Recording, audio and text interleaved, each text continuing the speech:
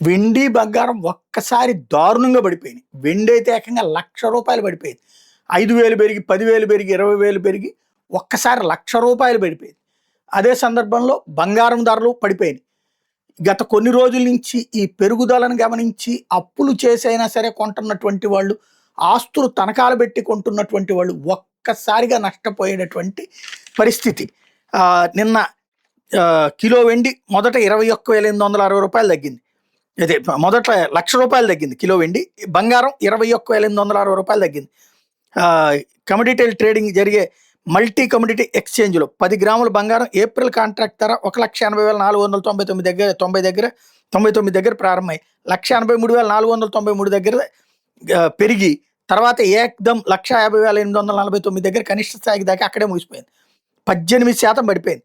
Kilo వెండి మార్చి contract ధర 3,83,898 దగ్గర ప్రారంభమై 3,89,986కి ఎగబాకి ఆ తర్వాత 2,91,922 పడిపోయింది. ఓవరాల్గా 27% నష్టపోయింది.